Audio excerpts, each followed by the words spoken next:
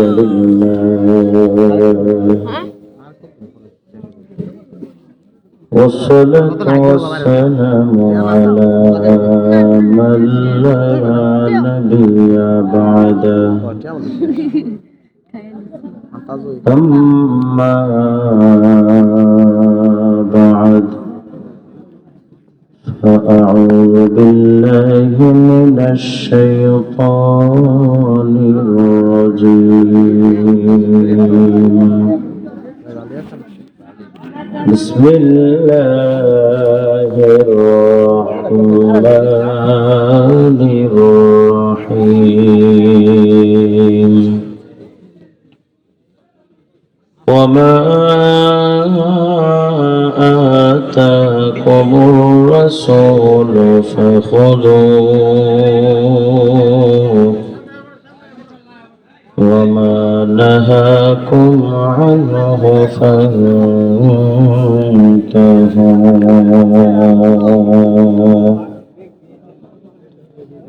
صدق الله العلي العظيم لا إله إلا الله لا إله إلا الله لا إله إلا الله لا إله إلا الله لا إله إلا الله لا إله إلا الله محبة الشهادة شوي قرآن لا إله إلا الله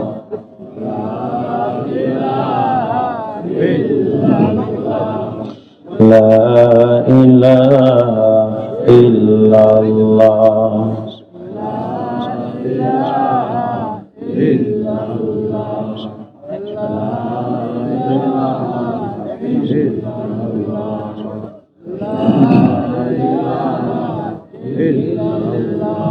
জনম জনম যদি গাহি তোমারি মহিমা গাওয়া শেষ হবে নাহি বুঝেও বোঝে না যেন বুঝেও বোঝে না যেন সাহারায় প্রাণ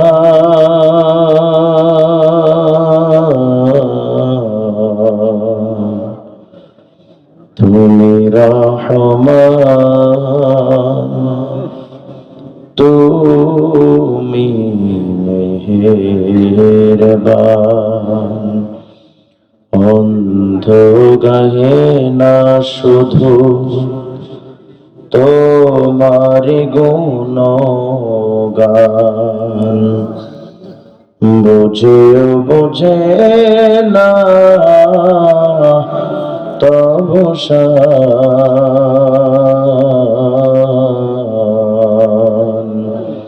তুমি রহমান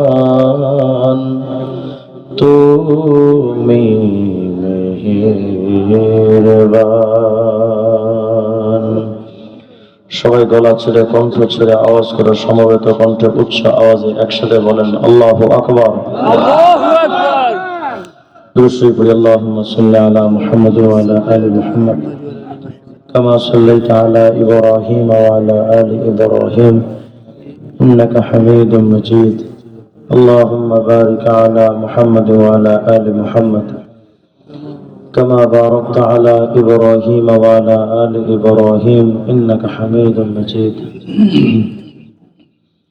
معزز محترم সম্মানিত মুসলিয়ান কেরাম মুরব্বিয়ান আযম দিনদার পরহেজগার মুসলমান ভাইরা মহান আল্লাহ রাব্বুল আলামিনের শাহী দরবারে লাখো কোটি শুকর যে মহান আল্লাহ তাআলা আপনাদেরকে আমাকে অত্যন্ত মহব্বত করে ভালোবেসে আজকের এই দ্বীনি মজলিসে দ্বীনি মাহফিলে আসার বসার তৌফিক দিয়েছেন এজন্য আল্লাহ পাকের দরবারে প্রাণ খুলে শুকরগুজার হচ্ছে, সবাই পড়ি আলহামদুলিল্লাহ।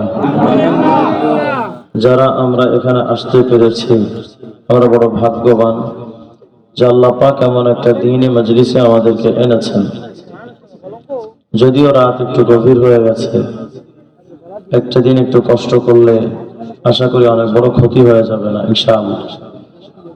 মজলিসের আদবটা রক্ষা করে সবাই একটু সামনের দিকে এগিয়ে আসা উচিত। সবাই একটু তাকবীর দিয়ে আল্লাহু আকবার বলে দাঁড়ায় যান তো ইনশাআল্লাহ।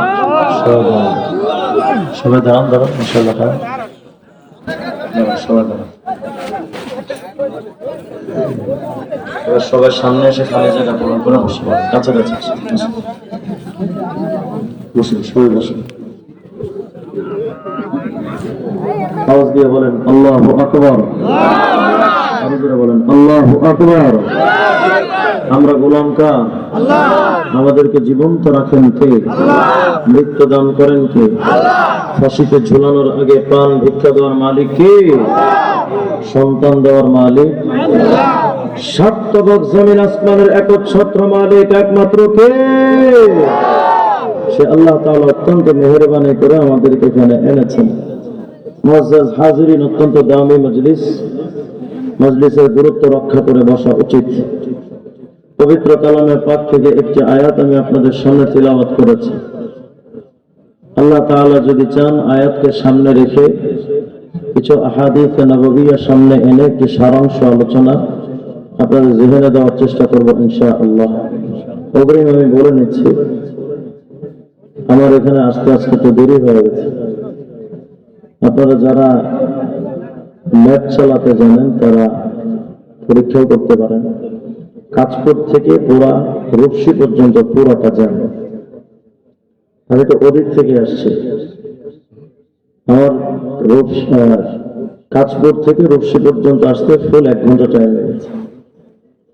সব মিলিয়ে 1 ঘন্টা একটু কমই লাগবে, অথচ এটা সর্বোচ্চ 15 মিনিটের রাস্তা। দ্বিতীয়ত হলো আমি জানতাম যে রূপসীর আশপাশের প্রোগ্রাম, এত ভেতরের প্রোগ্রাম এটা আমি জানতাম না। এটা আমার ব্যর্থতা। সব মিলিয়ে পুরাটা দায়ভার, ব্যর্থতা, পুরাটা দুর্বলতা বলেন, যেটাই বলেন, পুরাটা দায়ভার আমার। যাই হোক, আপনারা যে একটু রাত আপনাদের হয়ে গেলে একটু বেশি কষ্ট হবে আপনাদের, তবে আমি অগ্রিম আপনাদেরকে বলছি, মাহফিলে বসে সময় অপচয় করা, টাইম নষ্ট করা, খেল তামাশা করা, নাচানাচি করা, এগুলো আমার স্বভাব না, এগুলো আমার রুচিও না। আমি কিছু দিনই আলোচনা, আমলে কিছু সবকের আলোচনা আপনাদের সামনে করব। যদি সম্ভব হয় আমল করার নিয়তে বসলে আল্লাহ চায় তো ইনশাআল্লাহ আপনাদের জীবনে বিরাট কোনো সম্পদ বয়ে আনবে। অবশ্য আপনারা এখন অনেক সম্পদশালী, আপনাদের এলাকা অনেক উন্নত হয়েছে, কিন্তু এলাকার উন্নয়নের পাশাপাশি আমাদের আমলে জিন্দেগির তো উন্নয়ন করা দরকার, তাই নয় কি? অতএব যদি সেটা আপনাদের মনে হয় যে আমার টাকার পাশাপাশি আমার আমলে জিন্দেগি পরিবর্তন করা দরকার, তাহলে ফুল আলোচনাটা মনোযোগ দিয়ে শোনার চেষ্টা করবেন এবং প্রয়োজনে অন্তরের মধ্যে কুট করে রাখবেন। যদি সম্ভব হয় আমল করার চেষ্টা করবো। আল্লাহ তাআলা আমাদের তৌফিক দান করেন। ইকো বন্ধ করে রিভার্ব দেন, ইকো বন্ধ করে রিভার্ব। মোহতারাম হাজিরিন, আমি আরো বললেন, আমি সে রূপসীর পর থেকে আসতে সময় বেশি লাগবে বলে গাড়ি ছেড়ে মোটরসাইকেলে চলে আসি। জানি না এরপরে আর কেউ এত চেষ্টা করবে কি করবে না, আল্লাহ তাআলা ভালো জানেন। মোহতারাম হাজিরিন, আমরা তো এখন সবাই আখিরাতকে বাদ দিয়েছি। আখিরাতের ফিকির করনেওয়ালা মানুষের বড়ই অভাব। আমরা শুধু এখন হিসাব কষি যে 2 বছর পরে এই জমিটার দাম কত বাড়বে। আমরা এখন হিসাব কষি যে আমি 10 ঘন্টা কাজ না করে আরো 14 ঘন্টা করি। দুনিয়ার ফিকির আমাদের মধ্যে সবচেয়ে বড় মূল বিষয় হয়ে দাঁড়িয়েছে। অথচ পুরা জিন্দেগিতে আমরা উপার্জন করি কত? হয়তো কয়েক হাজার কোটি টাকা। কিন্তু সকাল 8টা থেকে রাত 8টা পর্যন্ত ডিউটি করার পর আমাদের দৈনন্দিন বা মাসিক আমাদের ইনকাম কত? 10,000, 30,000, 50,000, 1 লাখ, 1 কোটি টাকায় না হয় ধরেন। সারা মাসের ইনকাম এই। অথচ আল্লাহ পাক বলেন, বান্দা ওয়ালাল আখিরাতু খায়রু ওয়া আবকা, তোমার আখিরাতের সম্পদ কিন্তু অনেক মূল্যবান, দুনিয়ার থেকে প্রচুর মূল্যবান। কেমন মূল্যবান? এর একটা ছোট্ট নমুনা আমি আপনাদের সামনে পেশ করি। এই যে পৃথিবীতে আমরা বসবাস করি, আমাদের মাথার উপরে যে আসমানটা আছে, এই আসমানটা কত দূর জানেন? আমরা আলেমরা তথ্য দিলে হয়তো অনেকে বিশ্বাস করবেন না, এজন্য চলেন বিজ্ঞানকে জিজ্ঞেস করি যে আসমান কত দূর। বিজ্ঞান বলে যে দেখো, আজও পর্যন্ত আসমান যে কোথায় আমরা বিজ্ঞানীরা খুঁজে পাইনি। কি পেয়েছেন? বলে নবমণ্ডলের ভেতরে যে সমস্ত সৃষ্টি জগৎ আছে এটার কিছু তথ্য দিতে পারি। কি তথ্য? এই যে মাথার উপরে সূর্যটা, এটা কিন্তু এত কাছে নয়। কত দূর? বিজ্ঞান বলে আমি আজকে রাত্রে এখান থেকে যাব নীলফামারী, প্রায় 400 কিলোমিটারের উপরে রাস্তা, যেতে সময় লাগবে মিনিমাম 8 ঘন্টা, 7 থেকে 8 ঘন্টা আল্লাহ যদি চান। 400 কিলোমিটার দূরত্বের রাস্তা এত টাইম লাগে, আর এত দূর মনে হয় সে নীলফামারী কত দূর। বিজ্ঞান বলে দেখো, সূর্যটা কিন্তু এত কাছে নয়। এই 400 কিলোমিটার, 800 কিলোমিটার, 1000 কিলোমিটার নয়। পৃথিবীর জমিন থেকে সূর্যের মাঝখানের ব্যবধান 15 কোটি 14 লক্ষ কিলোমিটার। সুবহানাল্লাহ বলুন। কল্পনা করেন তো কত দূর সেই সূর্য। অথচ 400 কিলোমিটার রাস্তার দূরত্বের নীলফামারী যেতে আমার টাইম লাগবে মোটামুটি 8 ঘন্টা, 400 কিলো। অথচ 15 কোটি 14 লক্ষ কিলোমিটার দূরের সূর্যের আলো সকালবেলা যে পৃথিবীতে আসে, টাইম লাগে মাত্র 8 মিনিট 20 সেকেন্ড। কল্পনা করেন তো, 8 মিনিট 20 সেকেন্ডে যেই আলো 15 কোটি 14 লক্ষ কিলোমিটার পাড়ি দিতে পারে, ওই আলো কত দ্রুত বেগে চলে। বিজ্ঞান বলে আলো প্রতি সেকেন্ডে চলতে পারে 3 লক্ষ কিলোমিটার দূর, 1 সেকেন্ডে এত দূর যেতে পারে। আচ্ছা ভাবেন তো, যেই আলো এত দ্রুত বেগে চলে, 8 মিনিট না দৌড়িয়ে ওই সূর্যের আলো যদি 8 ঘন্টা দৌড়ায় তো কত দূর যাবে? 8 দিন যদি দৌড়ায় কত দূর যাবে? বিজ্ঞান বলে দেখো, সূর্য এত দূর কিংকর্তব্য বিমূঢ় হওয়ার কিছু নেই। আকাশে কোটি কোটি যে তারকারাজি আছে, এর মধ্যে এক তারকা সবচেয়ে নিকটতম নক্ষত্র প্রক্সিমা সেন্টোরাই বা আলফা সেন্টোরাই। কত দূর? বলে আলফা সেন্টোরাইয়ের আলো যদি পৃথিবীতে আসতে চায়, আলোর গতিতে ওই আলো আসতেও টাইম লাগবে অন্তত 4 বছর 3 মাস। সুবহানাল্লাহ বলবেন না? 8 মিনিট 20 সেকেন্ডের আলো যদি এত দূর যেতে পারে, 4 বছর 3 মাস যাবতে আলো যদি দৌড়ায়, কত কিলো যাবে? এটা ক্যালকুলেটর দিয়ে হিসাব করা সম্ভব? এত দূরে সেই প্রক্সিমা সেন্টোরাই। বিজ্ঞান বলে শুধু তাই নয়, কালপুরুষ নিহারিকার আলো পৃথিবীতে আসতে সময় লাগে 1500 বছর। আমরা যেই গ্যালাক্সিতে বসবাস করি, মিল্কি ওয়ে গ্যালাক্সি, সেটা এত দূর। আমি একটা হাদিস বোঝানোর জন্য তথ্য দিচ্ছি, অহেতুক কারণে নয়, মনোযোগ দেন। মিল্কি ওয়ে গ্যালাক্সির আলো যদি পৃথিবীতে আসতে চায়, সময় লাগবে অন্তত 2700 বছর। বিজ্ঞানীদের তথ্য এটা।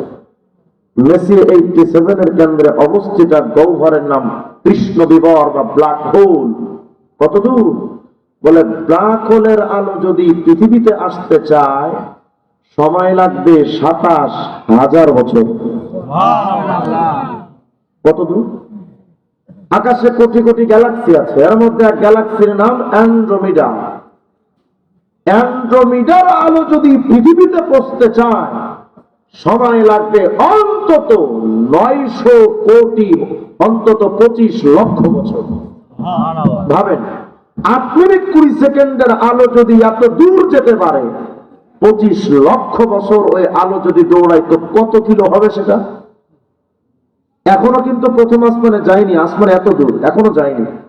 গত কিছুদিন আগে আমেরিকান সংস্থা নাসার বিজ্ঞানীরা নতুন একটা তথ্য দিলেন যে পৃথিবীর সবচেয়ে দূরে অবস্থিত এক নক্ষত্রের সন্ধান তারা পেয়েছেন। কি নাম? পোশাকে নাম দিয়েছেন ইকারাস। কত দূর? বলে ইকারাসের আলো যদি পৃথিবীতে আসতে চায়, প্রতি সেকেন্ডে যে আলো 3 লক্ষ কিলোমিটার দূরে যেতে পারে, এমন দ্রুতগামী আলো যদি ইকারাস তারকা থেকে পৃথিবীতে পৌঁছতে চায়, সময় লাগবে অন্তত 900 কোটি বছর। বিজ্ঞান তালাশ করতে করতে করতে করতে এত দূর থেকে দূরান্তর চলে গেল, মহাশূন্য পাড়ি দিয়েছে। আজ পর্যন্ত বিজ্ঞান আসমান যে কোথায়, আসমান খুঁজে পায় না। সুবহানাল্লাহ বলেন না? এত দূর হলো আসমান। এবার দেখেন তো আসমানটা কত বিশাল। বিজ্ঞান বলে দেখো, বাংলাদেশ তো মাত্র 56,000 বর্গ মাইল, কত বিরাট বাংলাদেশ। আর পুরো পৃথিবীটা হলো 20 কোটি বর্গ মাইল। বিজ্ঞান বলে আশ্চর্য হওয়ার কিছু নেই, 20 কোটি বর্গ মাইলের পৃথিবী কত বিরাট, আশ্চর্য হওয়ার কিছু নেই। ওই যে মাথার উপরে সূর্যটা টাকার ছোট্ট একটা কয়েনের মতো দেখা যায়, এই ছোট্ট সূর্যটা পৃথিবী থেকে 13 লক্ষ গুণ বড়। আস্তে দিলে সুবহানাল্লাহ। ভাবেন ভাবেন, শুধু তাই নয়, আকাশে একটা তারকা আছে, দিব্য আছে তারকা, নাম ইউআই স্কুটি। কত বড়?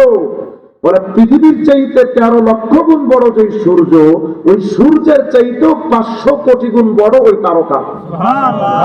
অথচ আমরা চোখেই দেখি না, আসমানে চোখেই দেখা যায় না। এই তারকাটা যদি এত বিরাট হয়, অথচ চোখেই দেখা যায় না, তাহলে কল্পনা করেন তো পুরো আকাশটা কত বড়।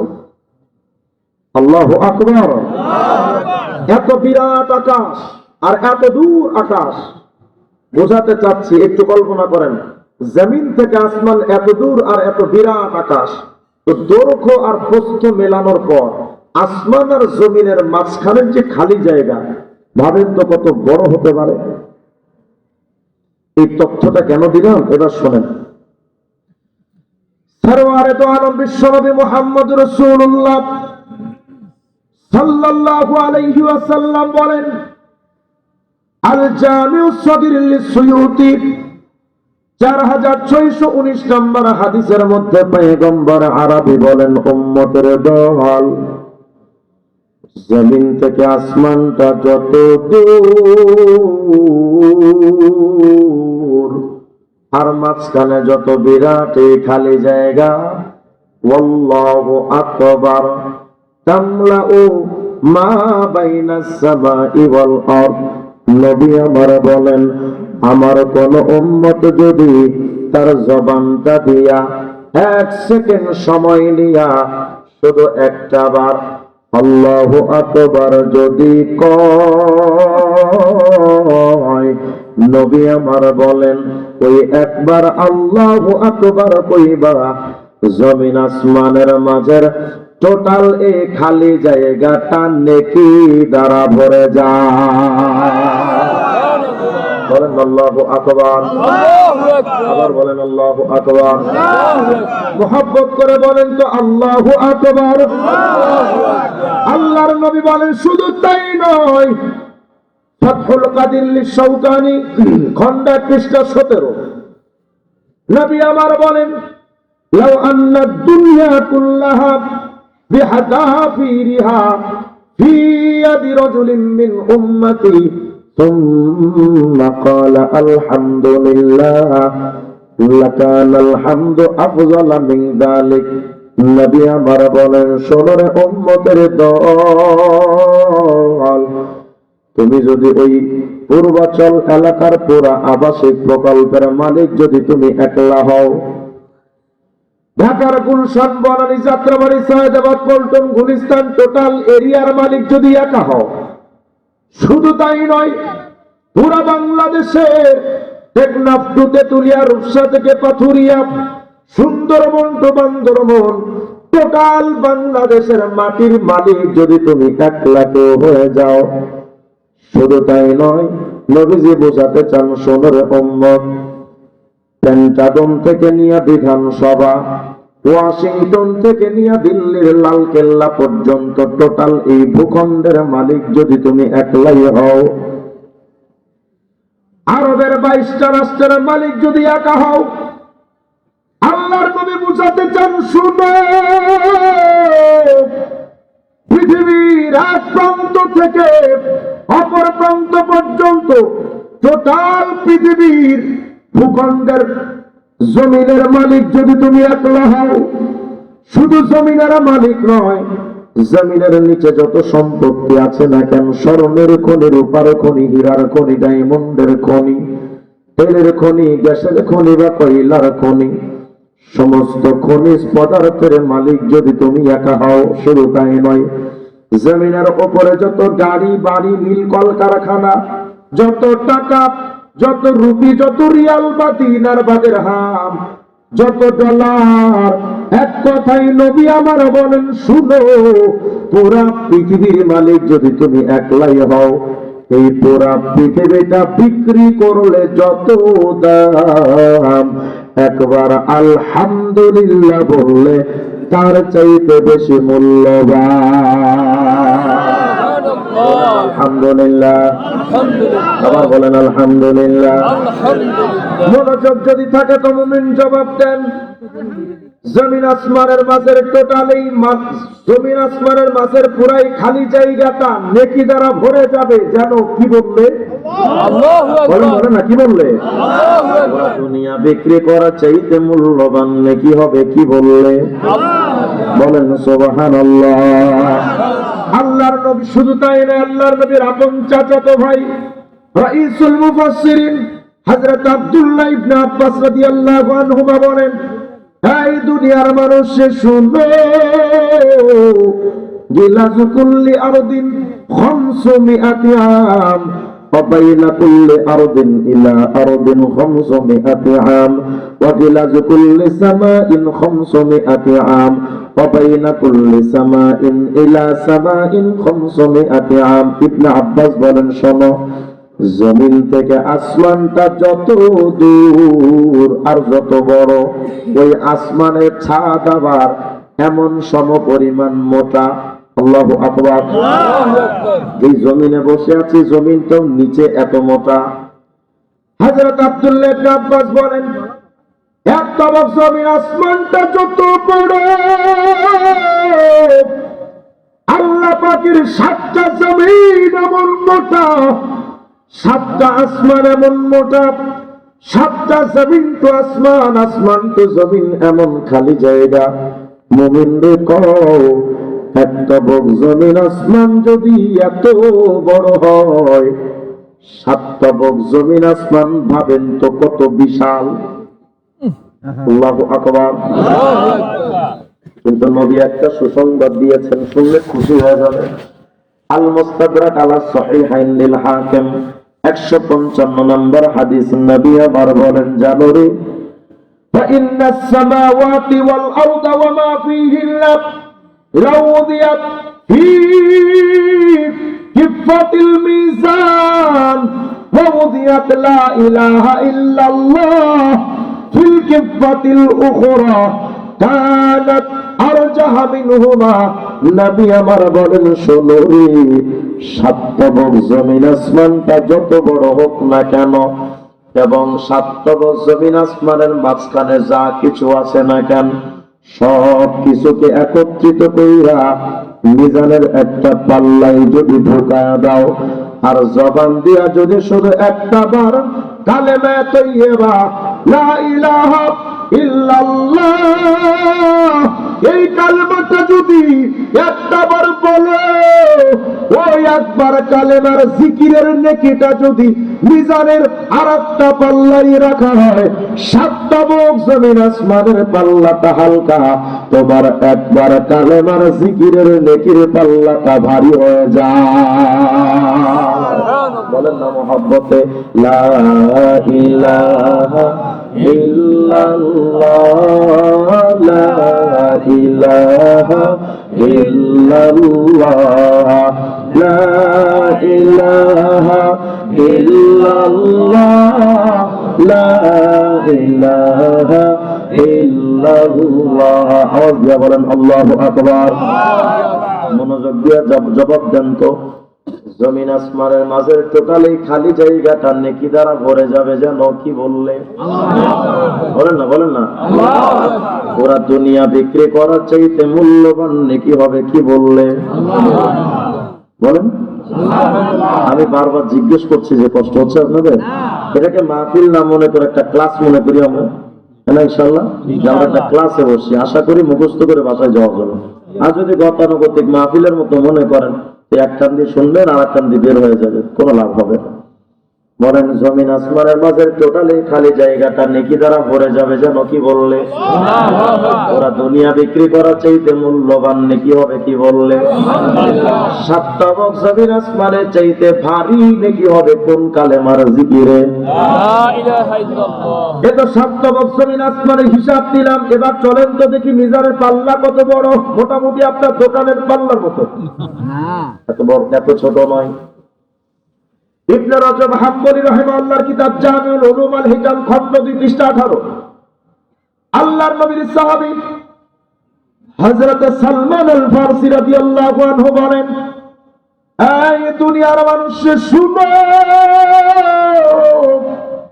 মিজানের একটা পাল্লা এত বড়, ইউদাউল মিজানু ইয়াউমাল কিয়ামা, কিয়ামতে মিজানের পাল্লা রাখা হবে আমাদের হিসাব কিতাবের জন্য। একটা পাল্লা কত বড়? হযরত সালমান আল ফারসি বলেন, ফালাউ উযিনা ফীহিস সামাওয়াতু ওয়াল আরদু লাওয়াসিআত, 1 তবক জমিন আসমান যত বিশাল, 7 তবক জমিন আসমানটা যত বড়, এই টোটাল 7 তবক জমিন আসমান একত্রিত করার পর মিজানের একটা পাল্লায় যদি ঢুকায়া দেও, 7 তবক জমিন আসমান ঢুকে যাবে, কিন্তু মিজানের পাল্লার একটা পাল্লারও পেট ভরবে না। আল্লাহু আকবার। কল্পনা করেন তাহলে মিজানের পাল্লা কত বড়। এখন তো পেরেশানি লাগছে যে হুজুর এত বড় যদি মিজানের পাল্লা হয়, আমাদের নেকি দিলে তো খুঁজেই পাওয়া যাবে না। আর আমরা যে আমল করি, আরে বাপরে বাপ, 55 বছর আকিস বিড়ি, কথা বলে না। অবশেষে বুড়াকালে কোন রকম তাবলিগে যায় একটু নামাজ কালামটা শেখে। তাবলিগ না থাকলে হয়তো এটাও নসিবে হতো না, কথা হয় না? এই নেকি যদি ওই পাল্লায় রাখা হয়, 7 তবক জমিন আসমান দিলেও যেটা পাওয়া যায় না, আপনার আমার নেকি দিলে ওখানে তো খুঁজেই পাওয়া যাবে না, তাইলে আমল কইরা লাভ কি? এই পেরেশানি একদিন দাউদ নবীর হয়েছিল। কিতাবের নাম তাফসীরে রূহুল মাআনি, লেখক আস-সাইয়্যিদ মাহমুদ বাগদাদী আলুসী রাহিমাহুল্লাহ, খণ্ড 17 পৃষ্ঠা 54 বর্ণনা। দাউদ নবী একদিন আল্লাহকে বলছেন, আল্লাহ ইয়া ইলাহি মানিল্লাযী ইয়াকদিরু আন ইয়ামলাআ কিফাতাহু হাসানাত, আল্লাহ আমি দাউদের একটা প্রশ্ন, মিজানের পাল্লা যদি এত বড় হয়, 7 তবক জমিন আসমান দিলে যে পাল্লাই খুঁজে পাওয়া যায় না, এমন কোন নেককার আছে যার নেকি দিলে ওই মিজানের পাল্লাটা ভরে যাবে? এমন নেককার তো আমি দাউদের চোখে পড়ে না। আমাদের নবী সাল্লাল্লাহু আলাইহি ওয়াসাল্লাম বলেন, এই উম্মতের দল শুনো, এত বড় নেককার কে জানো? আল জামে সগীর লিসুয়ুতি 4619 নম্বর হাদিস। নবী আমার বলেন, সুবহানাল্লাহ তামলাউ নিসফাল মিজান, নবী আমার বলেন, আমার কোন উম্মত যদি তার জবানটা দিয়া শুধুমাত্র 1 সেকেন্ড সময় নিয়া শুধু একটা বার সুবহানাল্লাহ যদি কয়, পুরা মিজানের পাল্লার অর্ধেকটা পাল্লা নেকি দ্বারা ভরে যায়। বলেন না সুবহানাল্লাহ। আবার বলেন সুবহানাল্লাহ। আবার বলেন সুবহানাল্লাহ। প্রশ্ন হলো, হুজুর মিজানের পাল্লা তো অর্ধেকটা ভরলো, পুরাটা তো ভরে নাই। নবী আমার বলেন, আলহামদুলিল্লাহ তামলাউল মিজান, 7 তবক জমিন আসমান দিলে যেই পাল্লাটা ভরে না, একবার আলহামদুলিল্লাহ বললে পুরো মিজানের পাল্লা ভরে যায়। সুবহানাল্লাহ। বলেন না সুবহানাল্লাহ। আলহামদুলিল্লাহ, আল্লাহু আকবার, লা ইলাহা ইল্লাল্লাহ, লা ইলাহা ইল্লাল্লাহ। ইল্লাল্লাহ লা ইলাহা ইল্লাল্লাহ লা ইলাহা ইল্লাল্লাহ লা ইলাহা ইল্লাল্লাহ লা ইলাহা ইল্লাল্লাহ। বলেন তো জিকির করা লাগবে কার? কার? আরো জোরে বলেন কার? এখন তো আমরা আল্লাহর জিকির করি না, কেউ কেউ তো সারাদিন বাবা বাবা, কেউ তো সারাদিন প্রেমিকা প্রেমিকা, আল্লাহর জিকির করনেওয়ালা নাই।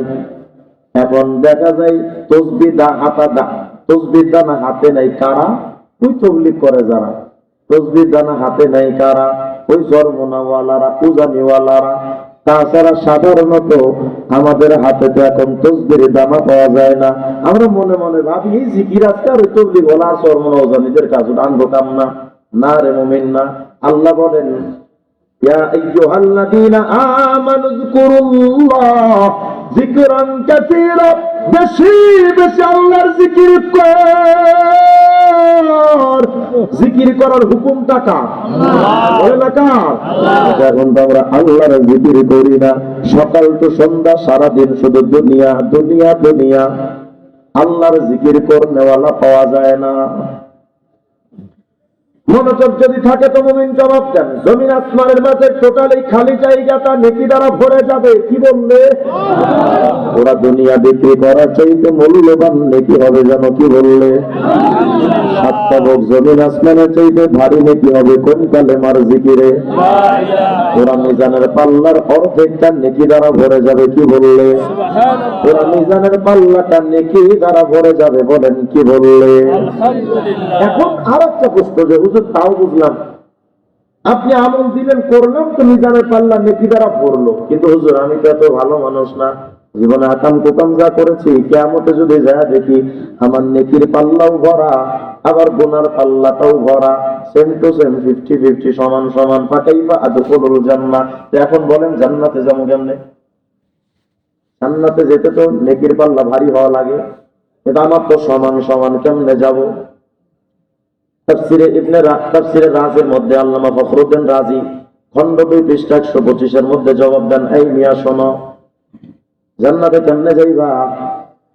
আলহামদুলিল্লাহ সামানিয়াতু আহরুফ। ইমাম রাজি বলেন, এই মিয়া শুনো, আলহামদুলিল্লাহর মধ্যে 8টা হরফ আছে। কয়টা?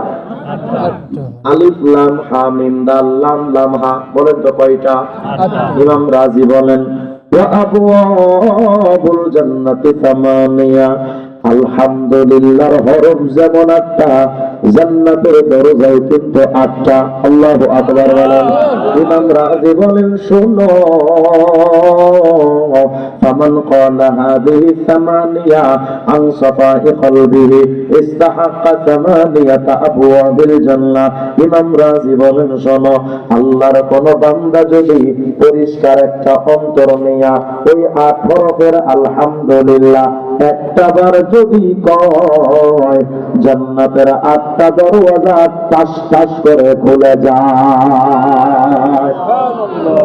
এখন আর একটা প্রশ্ন, তাও বুঝলাম, কিন্তু গুনার পাল্লা যদি ভারী হয় কিয়ামতে, তাইলে জান্নাতে যাবো কেমনে? নেকির পাল্লা হালকা, গুনার পাল্লাটা ভারী। বিরক্ত হচ্ছেন না তো আপনারা? মাহফিলের বয়ানের জন্য তো অনেক কিছুই লাগে, তামাশা করার লাগে, হাসি তামাশা কইরা, রং তামাশা কইরা, মাঝে মধ্যে ভিডিও জানা লাগে। কথা হয় এগুলো মাহফিল না, আমলি আলোচনা, এগুলো বেশি বেশি শোনা দরকার। টাইম লস করে লাভ কি? আপনাদের সময়ের মূল্য আছে না? আমার সময়ের তো মূল্য আছে। এগুলো আমল শেখেন, আমল। বিরক্ত হয় না, একটু বোঝার চেষ্টা করেন। কিয়ামতের ময়দানে গিয়া দেখলেন যে গুনার পাল্লা ভারী, নেকির পাল্লা হালকা। এখন জান্নাতে কেমনে? আপনি কত বড় গুনাহগার, তার চাইতে কোটি গুণ বেশি গুনাহগার এক গুনাহগারের কথা হাদিসের মধ্যে আছে। তাখরিজে সহিহ ইবনে হিব্বানের 255 নম্বর হাদিস, খুব খেয়াল করেন, 225 নম্বর হাদিস। আল্লাহ পাক রব্বুল আলামিনের হাবিব বলেন, ইন্নাল্লাহা সাইয়ুখাল্লিসু রাজুলাম মিন উম্মতি আলা রুউসিল খালাইকি ইয়াউমাল কিয়ামাহ। আরে কিয়ামতের ময়দানে আল্লাহ পাক মুহাম্মদ রাসূলুল্লাহর এক উম্মতকে ডাকবেন, এদিকে আয়। দাঁড় করায় দিবেন, দাঁড়া। সমস্ত হাসরবাসী তার সামনে দাঁড়ায়, বান্দা তুই দাঁড়ায় থাক, দাঁড়াবে। এবার আল্লাহ কি করবেন? ফায়ানসুরু আলাইহি তিসআতাহু ওয়া তিসঈনা সিজিল্লা। ওই বান্দার সামনে আল্লাহ পাক এখন তার গুনার খাতাগুলো পেশ করবেন। গুনাহের খাতা কতগুলো খাতা? আল্লাহর নবী বলেন 99টা গুনার খাতা, 99টা। এক একটা খাতা কুল্লু সিজিল্লিন মিসলু মাদ্দিল বাসার। এক একটা গুনার খাতা এত বড়, চোখের দৃষ্টি যত দূর যায় এত বিরাট লম্বা লম্বা খাতা। আমাদের চোখের দৃষ্টি কত দূর যায়? সূর্য দেখি না আমরা? কত হয় না?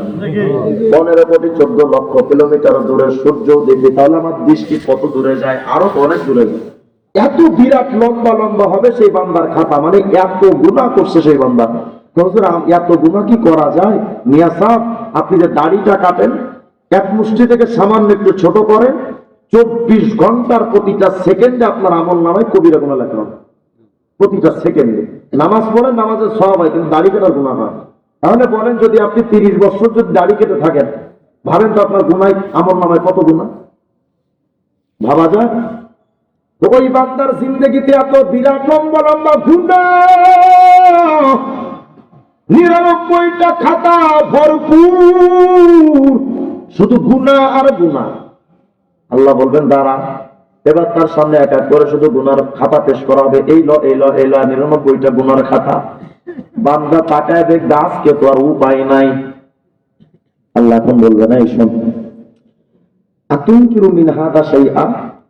সমস্ত হাসরবাসী কিন্তু দাঁড়ায়, এই বান্দা, এই যে গুনাহ তুমি করছিলা, দেখো তো এই গুনার খাতা, গুনাহগুলো অস্বীকার করতে পারবি? তো বান্দা কইব যে আল্লাহ কেমনে সম্ভব? দুনিয়ার সবার চক্ষুটা ফাঁকি দেওয়া যায়, আল্লাহর চক্ষুটা ফাঁকি দেওয়া যায় না? কত না যায়। আল্লাহ বলবেন, দেখ, অস্বীকার করতে পারবি? বান্দা তাকায় দেখবে যে না, ওই যে জমি ফাঁকি দিছিল ওটাও লেখা, বোনের সম্পত্তি জোর করে দখল করছিল ওটাও লেখা। আপনাদের দিকে তো জমি ফাঁকি দেনেওয়ালা কোনো ভাই নাই? কত ভাই না আছে? মিয়া ঘরে ঘরে আছে। কত ভাই না? ওজনে ভেজাল দেয়, কম দেয়, বলেন তো আছে না নাই? আরে ক্ষমতার অপব্যবহার করে দুর্বলের উপরে জুলুম করনেওয়ালা সমাজে বলেন তো আছে না নাই? কত গুনাহগার যে সমাজে আছে। আল্লাহ বলবেন, বর্তমান জামানায় তো পাওয়ার দিয়া অনেক কিছু গোপন রাখা যায়, আল্লাহর আদালতে পাওয়ার দিয়া কোনো কিছুই গোপন রাখা সম্ভব নয়। আল্লাহ বলবেন, অস্বীকার করতে পারবি? না। আল্লাহ কেমন অস্বীকার করি? গুনাহ তো করছি আল্লাহ। আচ্ছা, আল্লাহ এখন বলবেন, এই বান্দা শোন, আকাত আযলামাকা কাতাবিয়াল হাফিজুন। এই গুনাহ তো আমার ফেরেশতারা লিখছে, তো তুমি কও তো আমার ফেরেশতারা কি কম বেশি করে লিখছে না সত্যি সত্যি লিখছে? না, আল্লাহ সত্য সত্যই লিখছে, কারণ আল্লাহর ফেরেশতারা ধোঁকাবাজ না, আল্লাহর ফেরেশতারা পক্ষপাতিত্ব করেন না, সত্যটাই লেখেন। তো বান্দা কইব, আল্লাহ না, আপনার ফেরেশতারা সত্যি সত্যি লিখছে। আল্লাহ বলবেন, আপনার লেখা ওজরুন, কোন ওজর পেশ করবা যে আল্লাহ এই কারণে গুনাহ করি নাই, এই কারণে গুনাহ করছি? তো বান্দা কইবে যে না আল্লাহ, আজকে আপনার কাছে ভিক্ষা চাই, মাফ চাই, কোন ওজরও পেশ করতে চাই না। 99টা খাতার শুধু গুনাহ আর গুনাহ। বান্দার আমল বাইতে কি বলতে কিছুই নাই, শুধু গুনাহ। বান্দা বলবে, আল্লাহ সত্যি সত্যি গুনাহ করছি। আল্লাহ কোন বলবে, শোন, আরেক বর্ণনায় আসছে, বান্দাকে ধইরা জাহান্নামের মধ্যে টানতে টানতে নিয়ে যাওয়া হবে, গলায় বেড়ি, পায়ে বেড়ি, হাতের মধ্যে জাহান্নামের বেড়ি পরায়া টানতে টানতে যখন জাহান্নামের দিকে নেওয়া হবে, ইদান সাইহুই ইয়াসিহু মিন ইনদির রহমান। হঠাৎ করে বান্দাকে যখন জাহান্নামে নিচ্ছে, হঠাৎ আল্লাহর পক্ষ থেকে একজন ঘোষণাকারী চিৎকার দিয়া বলবেন, এই ফেরেশতারা দাঁড়া। সুবহানাল্লাহ বলেন না? জাহান্নামের ফেরেশতা দাঁড়া। ফেরেশতারা তো অবাক, 99টা গুনাহ বান্দার খাতা, নেকি বলতে কিচ্ছু নয়, আবার আল্লাহর পক্ষ থেকে দাঁড়াইতে বলা হচ্ছে, এটা কেমন কথা? বান্দা দাঁড়ায় যাবে, আল্লাহ এখন বলবেন, এই অসহায় বান্দারে শোনো বালা, ইন্নালাকা ইনদানা হাসানা। এই বান্দা, আমি আল্লাহর কাছে তোমার একটা নেকি জমা আছে। সুবহানাল্লাহ। এখন তো বান্দা অবাক, আল্লাহ কি করেন এটা? ফাতুখরাজু লাহু বিতাকা, আল্লাহ পাক একটা খাতা পেশ করবেন, পৃষ্ঠা। এই যে দেখো, এই নেকিটা আমি আল্লাহর কাছে জমা আছে। কি নেকি? বান্দা তাকায় দেখবে, ওই কাগজের মধ্যে লেখা একবার কালেমা তৈয়বার জিকির, লা ইলাহা ইল্লাল্লাহু মুহাম্মাদুর রাসূলুল্লাহ। সুবহানাল্লাহ। সুবহানাল্লাহ। বান্দা কয় যে আল্লাহ, মা হাদিল বিতাকা মা হাদিস সিজিল্লাহ, আল্লাহ আমার 99টা গুনার খাতা, আর আপনি আমার দিলেন হুদায় একটা পৃষ্ঠা, কি হবে এটা দিয়ে? আল্লাহ বললেন, কি রে চান্দু, লা যুলমা আলাইকাল ইয়াউম, আমি আল্লাহ জালেম নই। সুবহানাল্লাহ। কয় না? দেখেন, কোরআন শরীফের মধ্যে কিয়ামতের বিচারের ব্যাপারে দুই রকম বক্তব্য আছে। কোথাও আল্লাহ বলেছেন আহকামুল হাকিমিন, আল্লাহ শ্রেষ্ঠ বিচারক। আবার সূরা ফাতিহার মধ্যে বলেছেন মালিক ইয়াউমিদ্দিন, কিয়ামতের দিবসের মালিক। কি অর্থ? এক জায়গায় বললেন মালিক, আর এক জায়গায় বললেন বিচারক। এর অর্থ আছে মিয়া, কি অর্থ জানেন? বিচারক, আল্লাহ বিচারকের ভূমিকায় থাকবেন বেঈমানদের ক্ষেত্রে, ইমানদারের ক্ষেত্রে থাকবেন মালিকের ভূমিকায়। সুবহানাল্লাহ। কি অর্থ? বিচারকের ভূমিকায় থাকবেন কেন? বেঈমানদের কমাবেনও না, বাড়াবেনও না। বিচারক যেমন ভাবে কমও করতে পারে না, বাড়াইতেও পারে না। আল্লাহ পাক বেঈমানদের ক্ষেত্রে থাকবেন বিচারকের ভূমিকায়, ন্যায় বিচারক। আর ইমানদারের ভূমিকায় মালিক। মালিক চাইলেই তো সবকিছু দিয়া দিতে পারে, কথা হয় না? মালিক চাইলেই তো মাফ করে দিতে পারে। আল্লাহ বোঝাতে চান, বান্দা ইমানদার, আমি আল্লাহ তোমাদের ক্ষেত্রে মালিকের ভূমিকায় থাকবো। যারে চাই আমি তার ন্যায় বিচার কইরা শাস্তি দেব, যারে চাই আমি আল্লাহ মাফ করে দেব, যারে চাই একের পরিবর্তে 100 কোটি নেকি দেব। সুবহানাল্লাহ। আল্লাহ বলবেন, বান্দা আমি আল্লাহ পাক তো জালেম না। এই বান্দা, ওহজুর ওয়াজনাক, মিজানের পাল্লার কাছে যা। এই খাতাটা নিয়ে আল্লাহ বলবেন, মিজানের পাল্লার কাছে যাও। বান্দা কোন রকম খাতাটা নিয়ে আস্তে ধীরে ধীরে মিজানের পাল্লার কাছে যাবে। যাওয়ার পরে কাগজটা মিজানের পাল্লায় চাপায় দিবে। যেই মাত্র চাপাবে না, আল্লাহর নবী as-সাদিকুল মাসদুক মুহাম্মদ ইবনে আব্দুল্লাহ আলাইহিস সালাম বলেন, ফাতাশাতিস সিজিল্লাত ওয়া তাকুলাতিল বিতাকা। নবী বলেন, ওই কালেমার কাগজটা যখন চাপাবে, 99টা খাতার পাল্লা উপরে উঠে কালেমার পাল্লা ভারী, বান্দা জান্নাতি। সুবহানাল্লাহ। একবার কালেমার জিকির যদি এত বড় নেকি হয়, এই মুমিন প্রতিদিন যদি 100 বার জিকির করেন কত নেকি হবে? সুবহানাল্লাহ। সুবহানাল্লাহ। অথচ আমরা তো ভুলেও জিকির করি না। এই জবান দিয়ে যতবার বিড়িতে টান দিই ততবার মালিকের জিকির করি না, ঠিক কথা হয় না?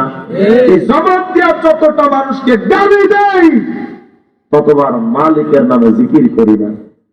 যতবার তুমি ফেসবুক টানো, টানি না বাংলা, যতবার টানো এতবার যদি তসবির দানাই টিপ দিতাম, আল্লাহর কসম তোমার জান্নাতের পথটা বড় সহজ হয়ে যেত। আল্লাহ পাক কিয়ামতে, বুখারী শরীফের হাদিস, আরেকটা বর্ণনা আসছে, কিয়ামতের ময়দানে আল্লাহ পাক ইন্নাল্লাহা ইউদুনিল মুমিন, কিয়ামতে এক ঈমানদারকে কাছে টানবেন, একেবারে কাছাকাছি আনবেন, এনে এদিক তাকান। আল্লাহ পাক তার পর্দার মধ্যে ওই বান্দাকে ইয়াসতুরু, এভাবে ঢেকে নেবেন। শুনতেছি ভাইরা? শুনতেছি তো, মনে করবেন। এভাবে আল্লাহ পাক পর্দার মধ্যে বান্দাকে ঢুকায় নেবেন। ওই পর্দার ভেতরে আল্লাহ আর ওই বান্দা ছাড়া আর কেউ নাই। আল্লাহ কোন বান্দার সামনে গুনার খাতাগুলো পেশ করে বলবে নাই আতারিফু দাম্বা কাদা, আতারিফু দাম্বা কাদা, এই বান্দা দেখতো এই এই এই এই গুনাহ যে তুমি করছিলা তোমার কি মনে পড়ে? তো বান্দা বলবে হ্যাঁ আল্লাহ আমার তো মনে পড়ে, গুনাহগুলো তো করছি। আল্লাহ বলবেন তুই না ইমানদার ছিলি, কালেমা পড়ছিলি একবার, শোন সাতারতুহা আলাইকা ফিদ দুনিয়া ওয়া আনা আগফিরুহা লাকাল ইয়াউম। নেতারা যেমন তাদের চামচাদের গোপনে মাফ করে দেয়, আল্লাহ বলবেন ইমানদার তোর গুনাহগুলো দুনিয়াতে গোপন রাখছিলাম না, আজকেও গোপনে গোপনে মাফ করে দিলাম। আমার ক্ষুদ্র হৃদয়ের মিনতি তোমার করুণা রহমতের দ্বারে আমাকে ফিরিয়ে দিও না হে রহমান, আমি যে অসহায় ধরো না পরপারে, আমার জীবনে দিও না কোনো বিপদ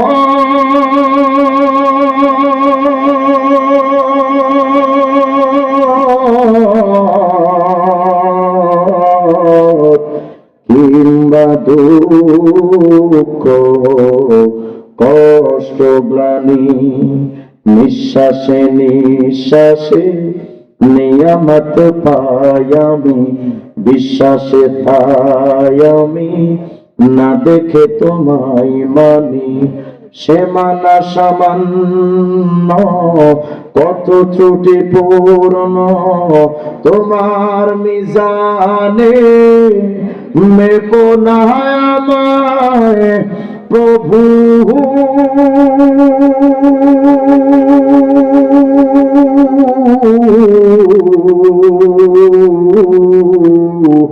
গোপনে ক্ষমা করে দিও তুমি। আমিন বলেন না? আল্লাহ যেন আমাদের গোপনেই মাফ করে দেয়। কিন্তু মাফ করবেন কেমন? আমরা তো ক্ষমাই চাই না, আমরা তো ক্ষমাও চাই না আল্লাহর কাছে। গুনাহ কইরা তওবা নাই, গুনাহ কত জয় যায় দিনের পর দিন, মালিকের কাছে ক্ষমা চাওয়ার টাইম হয় না। অথচ এমন সময় তো চলে আসবে খুব দ্রুত, মালাকুল মউত এসে আপনার কানের গোড়ায় এসে বলবে বাবা চল তোর সময় হয়ে গেছে, আর টাইম নাই।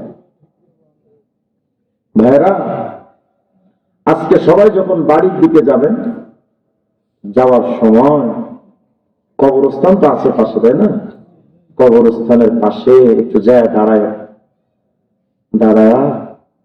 কবরগুলোর দিকে একটু তাকিয়ে দেখেন তো, নিঝুম অন্ধকার বাঁশবাগানে একা একা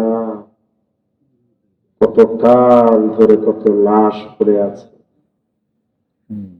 দেখার মতো কেউ নেই। ভাইরা খুব দ্রুত তো আপনার এমন একটা সময় খুব দ্রুত আসবে, আপনাকে সবাই নিয়ে ওই কবরের মধ্যে নামিয়ে চলে আসবে, আর জীবনে খবর নেবেন। ফ্যাক্টরি আছে না কাফনের, আছে কি না? প্রতিদিন কিন্তু ফ্যাক্টরিতে কাফনের কাপড় তৈরি হয়, প্রতিদিন বের হচ্ছে বের হচ্ছে বের হচ্ছে বের হচ্ছে, এভাবে বের হতে হতে একদিন আমার কাফনও বের হয়েছে, আপনার কাফনও বের হবে, কিন্তু আপনি জানবেন। মুরব্বী মুখের দাড়িগুলো যে সাদা হয়ে গেছে বোঝা, এই সাদা কালার কিন্তু দুনিয়ার রঙিন কালার নয়, এটা আপনার কাফনের কাপড়ের কালার। ভাবেন একটু ভাবেন, এখানে অনেক বাবা বসে আছে, নিজের সন্তানকে নিজের হাতে কবরে রাখছেন, নাই? আছে না নাই? যদি না থাকে তো বাস আমার দিকে তাকান, আমার দিকে। আমি এমন এক হতভাগা বাবা, গত 2.5 বছর আগে একবার হেফাজতের মামলা খেয়ে কারাগারে গেছিলাম, 2.5 মাস ছিলাম। এর মাত্র 15 দিন আগে হঠাৎ আমার বাচ্চার কাফনের কাপড় আমি নিজে কিনেছি। আমার বাচ্চার কাফন আমি নিজের হাতে করেছি। আমার বাচ্চা আমার সামনে মরা লাশ, আর আমি জানাজার ইমাম। তো কাফনে কাপড় আমি নিজে গেছিলাম কিনতে সঙ্গত কারণে। কাফনে কাপড়টা হাতে নিয়ে আমি আমার আল্লাহকে বলতেছিলাম, আল্লাহ, আমার বাচ্চার কাফন আপনি আমার হাতে উঠিয়ে দিলেন না। আমি তো জানতাম না যে আমার বাচ্চার কাফন তৈরি করে ফেলেছে। এমন একটা দিন তো খুব দ্রুত আমারও আসবে, যে আমার কাফনও তৈরি হয়ে যাবে, কিন্তু আমি জানতে পারবো না। ভাইরা, একটু চক্ষুটা বন্ধ করে ভাবেন তো, যদি মনে করেন আপনি আগামীকাল সকালবেলা মারা যান,